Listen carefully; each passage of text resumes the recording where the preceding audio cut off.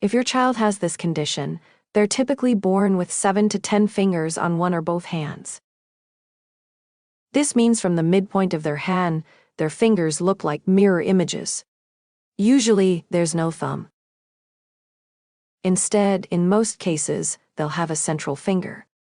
And on either side, they'll have a mirrored symmetry of 3 fingers: the middle finger, the ring finger, and the little finger. Studies show it affects men and women equally. Usually, you have 2 bones in your forearm, the ulna and the radius. Both bones lend to different hand and finger growth and function. But when you have mirror hand syndrome, typically there are 2 ulna bones and the radius is missing. This tends to happen when your limb is still in the developing stages as an embryo. Your wrist bones might duplicate too. This then causes your forearm and hand to look like mirror images. There are experts who believe there are different types of mirror hand syndrome. In some cases, it's possible for you to develop 2 ulnae along with a radius bone. If the bones develop differently, it can affect how your hand appears physically. For example, it could cause you to have more than 5 fingers, polydactyly. It's also possible to develop multiple hands at the end of your forearm. Besides the physical appearance of multiple fingers and no thumb, the condition may cause the wrist to be bent slightly. Your child might be able to bend their elbow regularly. But in some cases, the elbow might be straight and difficult to bend or rotate. Mirror hand syndrome can cause you to have a limited range of motion in your wrist and hand.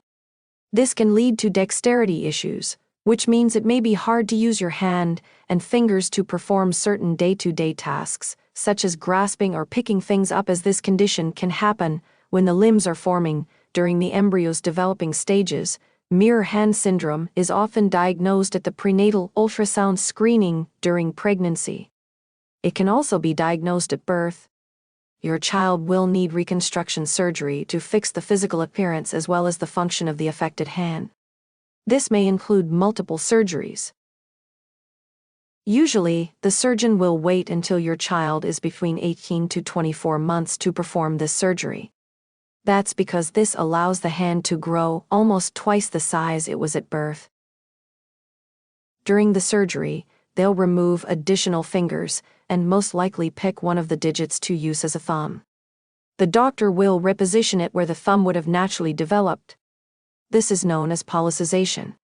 The aim of the surgery is to rebuild their hand with 5 digits, including a thumb. They also try to keep as much muscle, tendon, and growth plates on their hand as possible and reconstruct their wrist.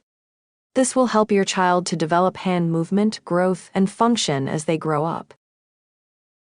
If mirror hand syndrome affects their elbow joint or forearm, they'll need surgery to fix their ability to bend and rotate it. They might need motion exercises and physical therapy for the hand to improve function as it grows. Speak to your doctor, physical therapist, or an occupational therapist about it.